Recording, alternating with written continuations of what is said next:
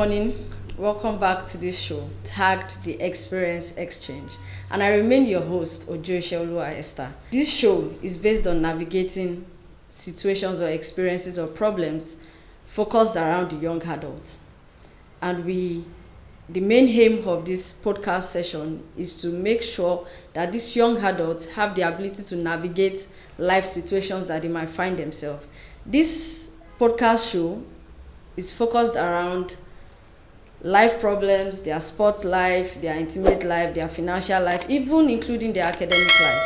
We've had to record other episodes, and this is another continuation on this same show. And I have here with me Iseoluwa Ojo of Family Wood Foundation. And on today's episode, we are going to be speaking on child sexual abuse. So, sir, I've been made to realize that you are an expert in this field. But how do you come to stumble upon this? Or was it an intentional action? Or what really led or inspired you to go into this? Thank you very much. I'm in today's, first and foremost, as a calling. It is a ministry that God calls me to. And the calling is to address sensitive issues, everyday challenges that affect the family members, and every individual in the woman, so in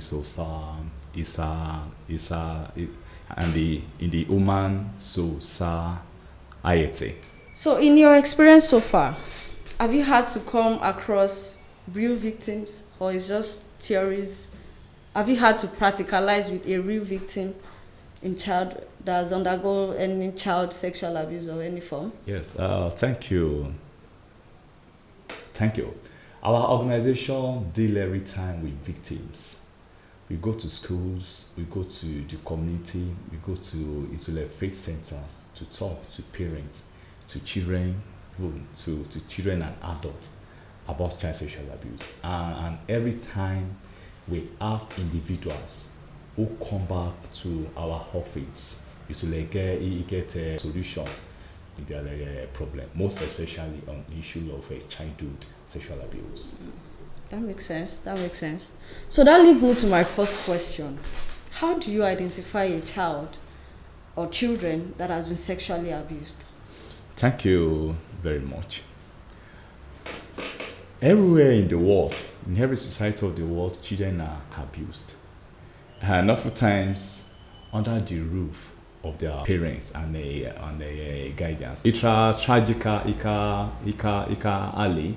Most parents and guardians don't know that their children are being molested on their roofs. Now, to answer your question, child sexual abuse has warning signs. To every child who is being abused, the signs are there, the symptoms are there. However, most parents don't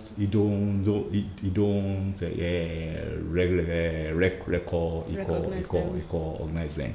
However, as experts, when we are around children or around the childhood victims of a sexual abuse, we may pinpoint some behaviors that reveal that this child or this person most likely has undergone a challenge like this. So for the sake of our viewers, because I know this would be a question in their hearts, you mentioned there are signs and there are behaviors. Can you highlight or list at least 2 or 3, just for the sake of our viewers, so they can know what to look out for in their children?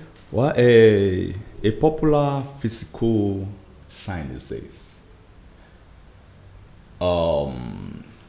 which should be known to parents, is that when a child has a tear, maybe a bruise, a tears in the private part of the body, especially a female child, it may be a symptom that something is wrong with the child.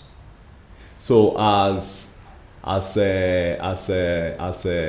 outsiders, we may not know that. However, the parents who takes care of the child every day should be able a red flag. It should go off in their mind that, oh, something is wrong here. Let me look further deeply into this. That's one. Behavior rally. There are many signs for us who go around to schools. We see children who act out sexually. What do I mean? We see children who touches other children of the private part of their body, who plays with other children inappropriately. We see children who even grabs adults. Children who grab adults on their private part. And also, there are cases where we have a child-on-child sexual abuse, where children are molesting their peers. So these are symptoms or signs that such children are being through abuse or are being abused. There are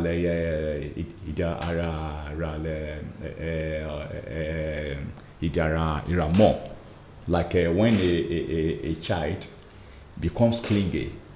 A child is clinging to the parents. A child that I was free before used to go walk around on his or her own, start to hold on to the mom. Or when a child stops going into certain places, stop going to meet certain people who he or she used to go to. So these are also symptoms that those places or individuals are no more safe for the child, and the child is taking a retreat. Another instance is when a child who has outgrowing the phase of a bedwetting relapse into such a behavior. Or a child who has outgrown a tomb socket relapse into that. So it means that those are psychological behaviors. It tell that something is wrong. All right, thank you so much, sir. But sorry to take you back to the first point or the first symptoms that you mentioned. You talked about a tear in the child, either a male or a female genital or private part. But I think what we're talking about child, and I think it spans between the age of probably 2 to maybe 12, 13. At least we can still regard them as children. And I don't think a 10-year-old child or a 10-year-old boy would still allow his mom or his father to see him naked. They don't get to see their children naked at that age anymore. I think the part where they get to see their children naked is probably 7 downwards. By the time they leave those age, it's probably on rare occasions their parents get to see them naked. And to point out another symptom that you mentioned when you said they start to distance themselves from certain places. They don't want to go to certain places anymore. But I think research has made us realize that even the most cases that we have of child abuse happens in their own home, happens with people that they are familiar with, happens with people that they grew up with, their uncles, their aunties, their nephews, their neighbors. Even some of them have to be abused by their own parents. And that brings us to a whole different level entirely. So where does the child run to? Where do you distance yourself from? Because the place where you are supposed to come back to and not want to go to another places is where you are being abused in the first place. So how do you deal with that kind of situation when their home isn't a safe place for them anymore? Thank you, ma. Firstly, a child is any individual, any human being between the age of 1 to 18 years. 18 years. Thank you, sir. Then two, between the age of 0 and age 5, a child could be bathed by the parents, and they thereby have the opportunity to see the body, the whole body of the child. However, from age 5 upward, or between age 5 and 6, it is expected of a child to start to bathe his or herself. So now, in that case, the parent may not be able to see the symptoms. However, imagine a child who sleeps in the night and then has the door maybe locked or choked from the back. So it means that the child is preventing something, putting privacy in place and then preventing something. A child who goes to bed dressed up, fully kitted up at night. Why? So like these are some other red flags that the parent may pick up. Now, to your question, the home is where children are meant to feel most secured, to feel safest. A home should be an haven, a fortress, a safe custody for every child. However, it is very traumatic, very tragic and sad to see that even right in the home, children are being abused by people they trust, by people they depend on, by people they know quite well. And statistics has revealed that in 90% of cases, children are abused in their home by people they know and they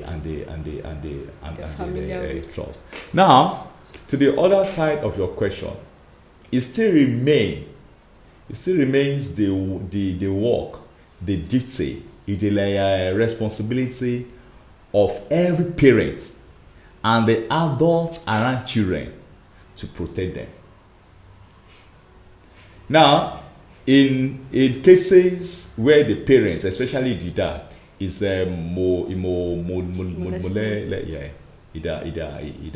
children, the responsibility falls on the mother to safeguard the safety, the security of that child. Though it is also unfortunate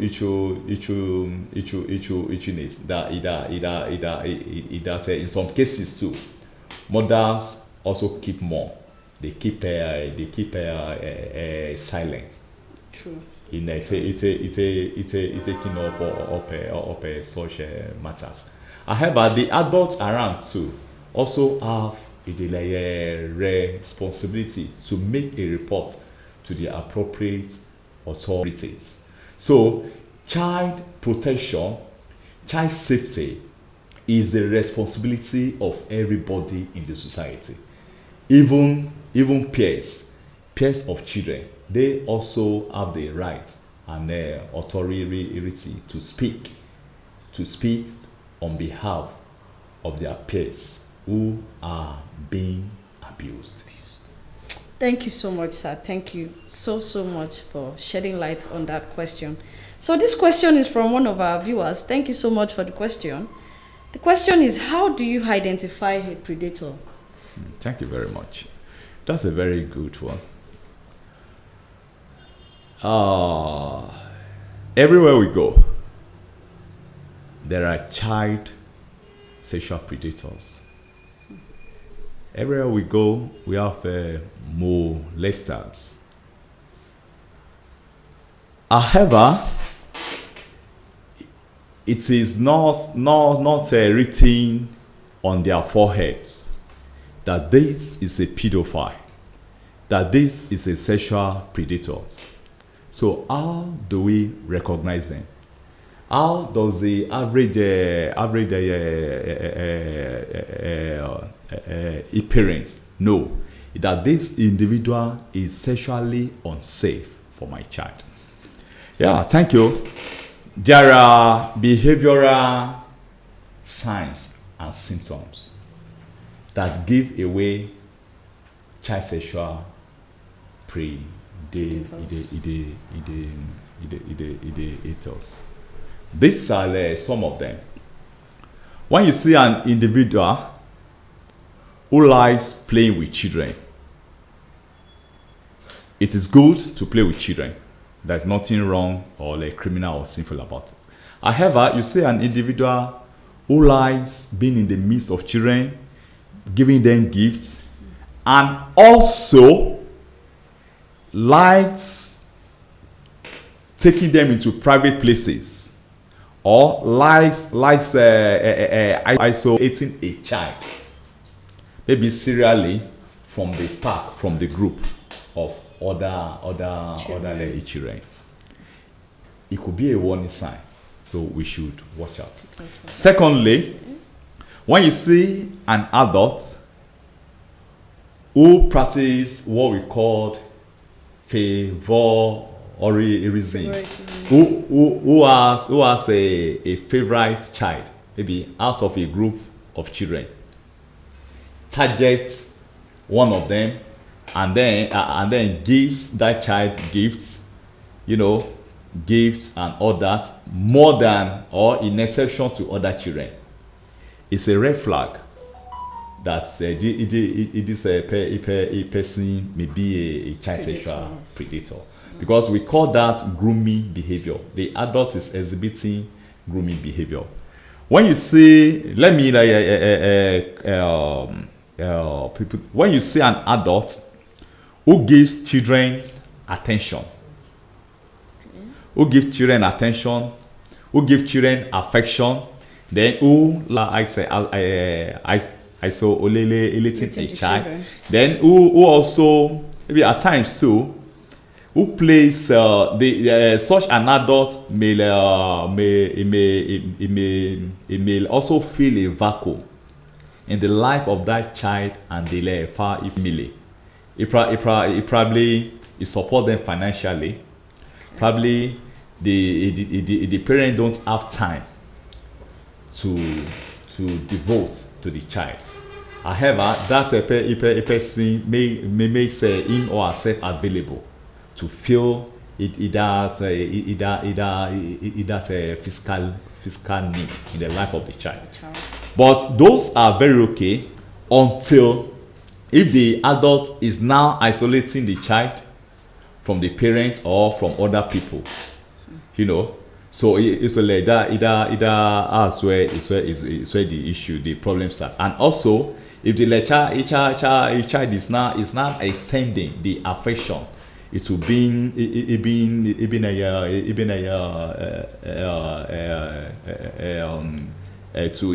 getting physical, like touching the child, maybe patting the child, hugging the child, and then from there the action may become more extreme. Because with each touch, the adult is breaking the physical and emotional protection by around that either yes, it does a barrier, physical barrier, emotional barrier, and it's a ecological barrier is being broken, and then the adult is gaining the trust of that child and the family member. So like these are some of the signs we can actually look for. What role is this person playing in the life of my child or this child? Why is he or she always around and then performing these roles? Are they valid? Are they healthy? And all that. Thank you so much, sir. To recap what you just said, you mentioned signs of when a predator, when an adult prefers one child than the other, or prefers to favor one child than the other.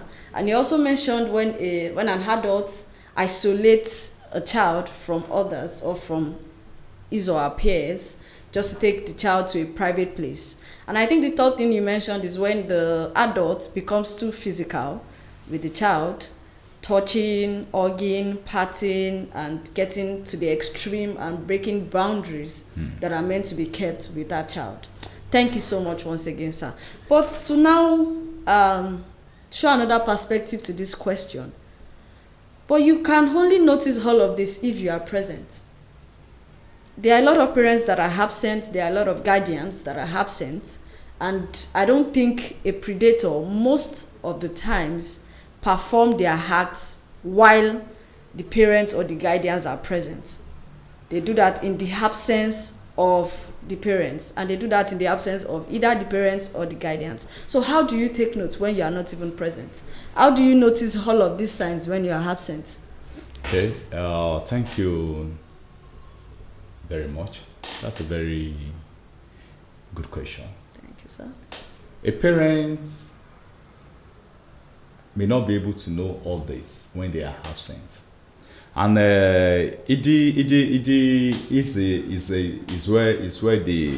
where protecting children from sexual abuse is a very, it could be very complex because so many issues are involved. It could be very complex. Then too, it is a serious duty. This is a serious duty. A parent has to be proactive. A parent has to be intentional. And a parent has to be purposeful in preventing their children from sexual predators and sexual abuse. Now, it's not possible for every parent to be around their children 24 hours of the day. The child will go to school. Teachers are there. Some of them could be sexual predators. A child will go to church. The parents won't be in the junior church. Some of the church workers could be sexual predators. A child could be at home. In fact, child are usually at home. The parent is out. The fellow other siblings are there. Relatives are there. Family friends are there. Neighbors are around. So how does a parent ensure the sexual safety of that child? So that brings us back to the answer to the question. The first thing is that a parent has to know what child sexual abuse is. True. You can't protect what you don't know. You can't safeguard what you don't understand. True. The first thing is to understand what is child sexual abuse. Then, apart from in this or inside this, what are the symptoms? What are the methods and forms? What are the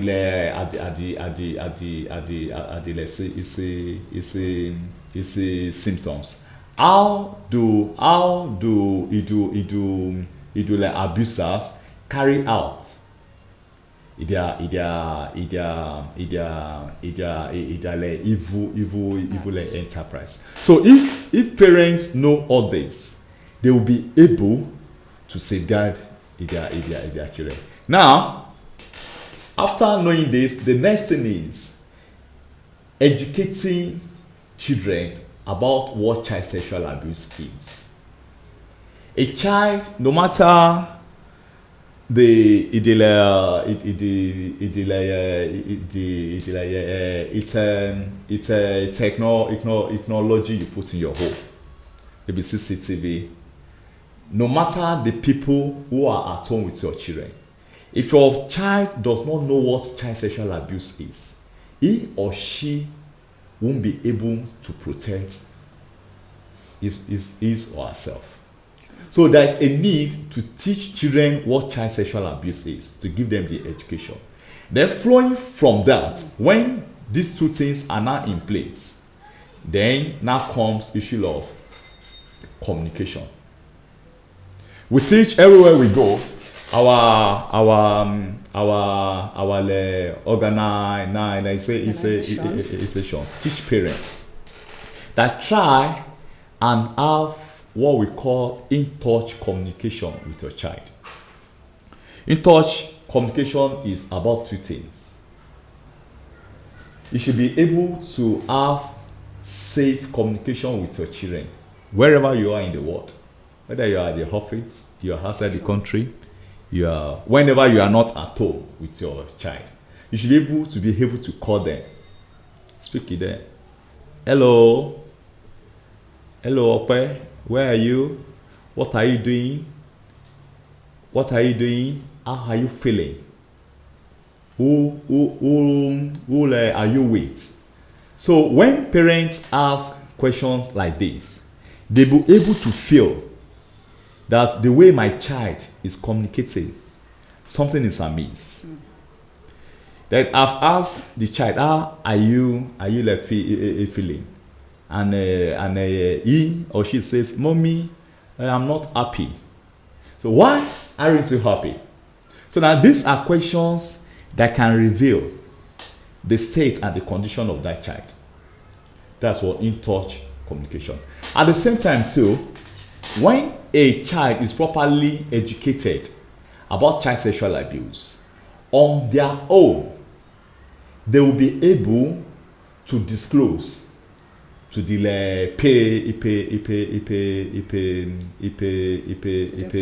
parents that dad, mom, uncle Kunle, auntie Abigail touch me on the private part of my body, touch me on my buttocks, play with my private part. All was involved in a game of wrestling with me. Was wrestling with me. Was playing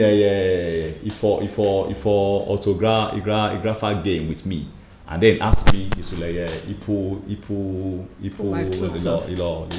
my dresses, my dress. So as to take a shot of my, So when a child is schooled in this, the child will be able to tell you what is going on in his or her life. So like these are some of the ways parents can know that a child is being abused or that a child is not safe. It's not safe. The abuse proper might not have happened. However, there are actions that are building up. It's real issues in time to come. Thank you so much for that, sir. Thank you so much. So to give a recap of what you just said, it is important as a parent to be proactive, it is important to be intentional, and it is important to be purposeful. Those are the three things as parents. And to do all of this, you have to be present in your child's life, whether you like it or not. Being proactive, being intentional, and being purposeful. And whatever you are doing, no matter how engaged you are, try to have in-touch communications with your children. So we have another question from another viewer of ours. And this is for you, sir. The question is, in Nigeria context, are there legal actions that can be taken against such predators that we are talking about, if confirmed to have actually abused some of these children? Thank you very much.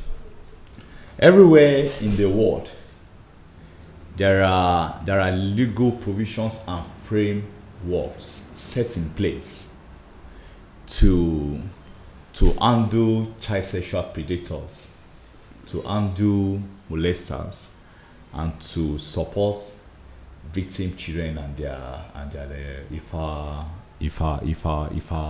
army healers. So likewise Nigeria. We have many laws in place for this, and the first thing to do when we observe that a child is being abused, the first thing to do, or let me, okay, well, so okay, if you are taking legal action, so it means either we are sure that a deed has been done. Yes, that the child is already abused. Now, the first thing to do is that as a parent, you ask your child some questions. You ask the child some questions. And when you're asking the questions, you don't ask what we call leading questions. You don't put the answers in the mouth of your child. So you ask them neutral questions regarding what happened. And when you are, in fact, if you have you can call a professional to do that with you. If you can call on a lawyer to do that with you, call in a lawyer. I think lawyers are the most available. Call them to ask the child questions that relate to the abuse. Then make sure you take recordings of the question and answer session. Then make sure that you are not judgmental. You are not condemning. You don't condemn the child. As much as possible, make the child to feel safe and secure, so as to encourage him or her to disclose the action, what happened, the person, the individual who molests the child, the name, the age, where he or she lives, what the person actually did. So you take all this down, where the event happened, where the abuse occurred. So we take all this down in as much details as possible. Then thereafter, with the lawyer, you take the child to the police station. You lodge the complaint that this is what happened at the police station. Now, after that, you go to a medical center. So they should carry medical evaluation on the child. So to see what happened to the child. Usually, if it's a female child, they will carry out test on the vagina of the child to see what happened, the extent, and all that. Then some other evaluation we will also be like carry emotional. It's I call logical and all that, to see the state of the child emotionally, psychologically, physically, and also medically. So this report will be used. Will be used later on when the case gets to court. So after this, the third thing to do is to take the child to the police station to file a report to the police, and eventual and then later on the abuser will be charged to court. So these are the steps to take in cases of child sexual abuse. Thank you so much, sir. Thank you so much for that brief explanation on legal context. So we have the Child Rights Act that supports and prohibits acts like sexual abuse, where the predators get to be sentenced to whatever jail sentence if confirmed that they are actually guilty of such acts. Thank you so much once again, sir. So do you have any parting words for us on this episode? Yes. My parting shot is this. As a parent or as an adult in the society, I want you to know that child safety is our responsibility. It is individual responsibility and joint responsibility. We are all responsible for the safety of our children and of the society. Thank you. Thank you so much. So just like you said, reach a child and make sure you are careful of your surrounding. As a parent, as a neighbor, as a teacher, as a friend, whoever child you come across, make sure you are so careful and you try to take note of every situations that is happening around you. So remember, this is a podcast show titled The Experience Exchange, which is under the Peculiar Grace Youth Empowerment Initiative. This is one of the things that we do in Peculiar Grace Youth Empowerment Initiative, reaching out to the young adults and making sure that they grow up into good adults in the society, developed in all areas of their life, mentally, psychologically, physically, financially, in all areas, to make sure we have a good society. Thank you so much and stay tuned.